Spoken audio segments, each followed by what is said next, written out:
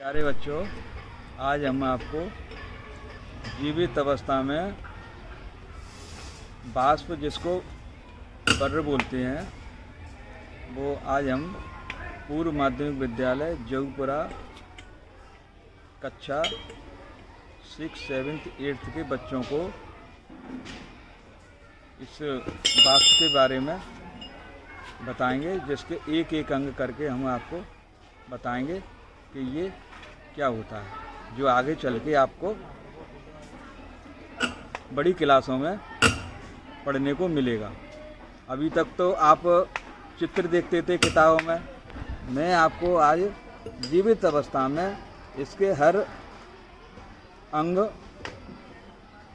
हर भाग के बारे में विस्तार से बताऊंगा और इसका काम क्या है और इसके अंग कौन कौन से होते हैं, पूरे शरीर के बारे में अभी मैं आपको बताने जा रहा हूँ।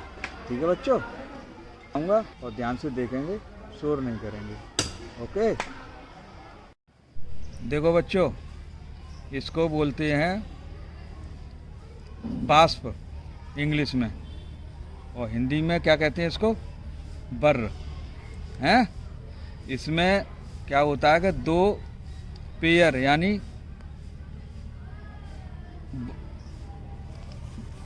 एक पेयर का मतलब दो पंख होते हैं। एक पंख तो ये हो गया, ये दिखाई दे रहा है, ठीक है, ये वाला है ना, ये वाला, और एक पंख जो है इसके नीचे है ये, ठीक है। वन पेयर पंख है इसमें, और इसमें थ्री पेयर यानी एक साइड में तीन टांगे हैं, थ्री लेग्स। वन, इधर देखो, ये देखो वन, ये वाली वन हो गई, ये सेकंड टू हो गई, और ये हो गई थर्ड, हैं, तीन हो गई।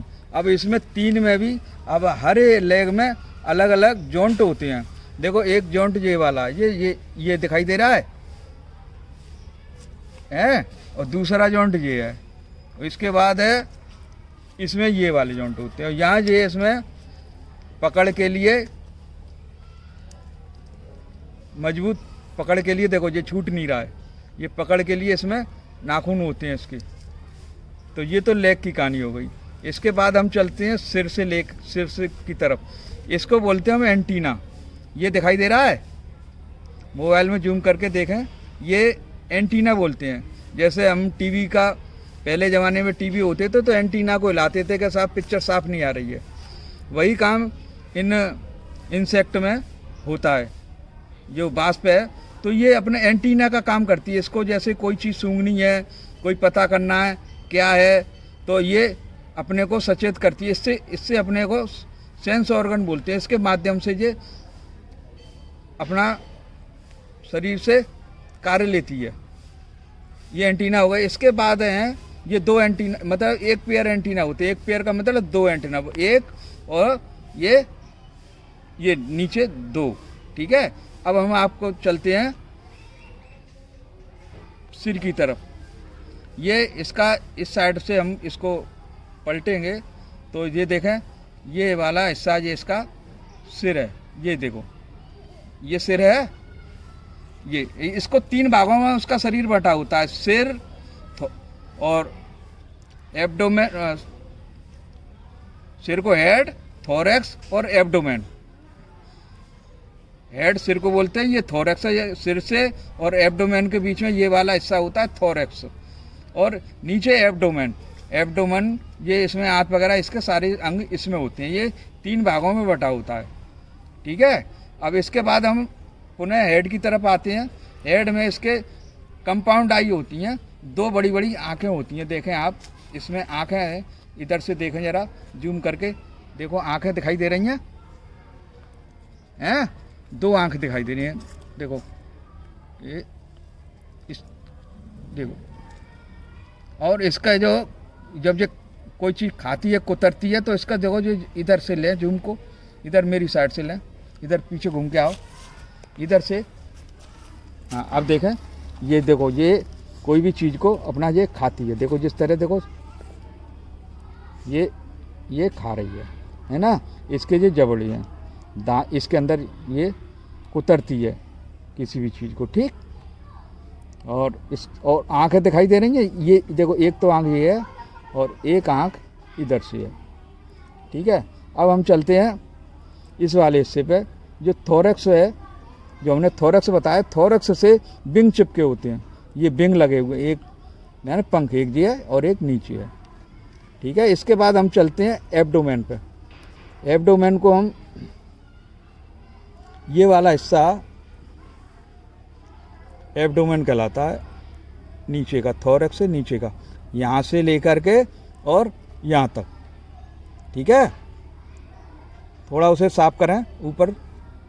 इसके बाद हम इसको चलते हैं, तो ये जो है एब्डोमेन है, एब्डोमेन से सबसे नीचे के साइड में एनस होता है, यहाँ एनस, यहाँ से जो है मलद्वार वगैरह, यही इसका अपनी सुरक्षा के लिए, इसमें हर जीव में एक विशेष गुण होता है अपने को बचाव के लिए, कि दुश्मनों से या अपने को बचाने के लिए क्या करती है। तो यहाँ एक इसमें डंक बोलते हैं, जिससे कहते हैं कि डंक मार दिया तो उसमें जहर होता है इसका, तो वो डंक जो है इधर है इसमें, तो उस डंक जो चुबो देता है, वो जो डंक चुबो देता है तो उससे जो है क्या होता है, वो डंक को वहीं तोड़ देता है। जैसे हमारे हाथ में कहीं काटा तो इस डंक को, इधर आ जाओ इस साइड में, तो डंक, ये डंक जो है यहाँ पर होता है, तो जैसे ही उसको कोई काटता है, वो जो काटता है या कोई छेड़ता है, तो यहाँ पर ये वाला हिस्सा ये दिखाई दे रहा है, देखो ये देखो, ये निकल रहा है, ये डंक है। और ये डंक जैसे ही किसी के शरीर में चुभोता है, वहीं ये टूट जाता है, टूट करके इसमें एक फेरोमेंस होता है, फेरोमेंस हार्मोन्स होते हैं, तो वो जो है उसमें विषैला पदार्थ होता है, वो विषैला पदार्थ जो है खुजली, दर्द और सूजन, ये देखो अपने आप क्लियर दिखाई दे रहा है, ये सारी चीज़ें इसमें ये पैदा होती हैं। ये देखो ये डंक निकाल रहा है ये, ठीक है। अब हम हमने आपको सबको समझाने के लिए ये सबने पकड़ा और पकड़ के आपको समझा दिया। अब हमने इसको मारा नहीं, हम इसको बाइज्जत हम इसको छोड़ देते हैं, ठीक है। हाँ, किसी जीव को हमें मारना नहीं है, और फिर हम इसको छोड़ देते हैं और ये अपना चला गया।